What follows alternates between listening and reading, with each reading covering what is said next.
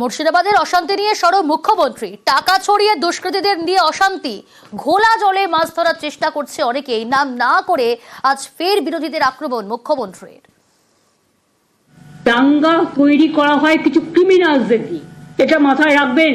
আজকালকার দিনে টাকা দিয়ে অনেক কিছু হয়, আবার হয়ও না। এই সমাজে যেমন ভালো মানুষ আছে, আবার ভালো সেজে ভান করারও তো নেতাদের অভাব নেই। এই সময়ে সব মাছ ধরতে বেরিয়ে পড়ে, কোনো কোনো পলিটিক্যাল নেতা বা নেত্রী মাছ ধরতেও বেরিয়ে আসে। সুতরাং আমি বলবো সবাইকে শান্ত থাকতে।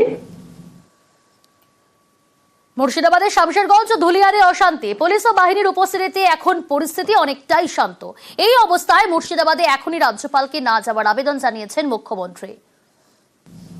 আমি রিকোয়েস্ট করব এই মুহূর্তে সিচুয়েশন কেউ যেন আমরা গিয়ে লোকাল ছাড়া আর সিচুয়েশনকে আমরা যেন কেউ, যে শান্তির বাতাবরণ ফিরে এসেছে, এখন মানুষের কাছে যেটা প্রয়োজন সেটা হচ্ছে কনফিডেন্সটা বিল্ড আপ করা। সেই কাজটা প্রশাসন করছে। তা নাহলে আমি নিজেও যেতে পারতাম, তাহলে আমি যাচ্ছি না কেন? আমি তো যাবো ঠিক টাইমে। আমি অ্যাপিল করব মাননীয় রাজ্যপাল মহাশয়কে, প্লিজ ওয়েট ফিউ ডেজ মোর। আমাদের স্টেট উইমেন কমিশনও যেতে চেয়েছিল, তাদেরও আমরা বলেছি কিছুদিন অপেক্ষা করুন, আগে ওদের মধ্যে কনফিডেন্সটা বিল্ড আপ হোক। কারণ কেউ কেউ তো বাইরে থেকে এসে অত্যাচারটা করেছে, তার মধ্যে পোশাকধারীও আছে, আমাদের নয়, তারা ভয়ও দেখাচ্ছে। মুখ্যমন্ত্রীর আবেদন সত্ত্বেও শুক্রবার মুর্শিদাবাদ সফরে রাজ্যপাল। পরিস্থিতি খতিয়ে দেখতেই তিনি সেখানে যাচ্ছেন, জানান সেভি আনন্দ Bose. I am going to the field to see for myself the realities in the field.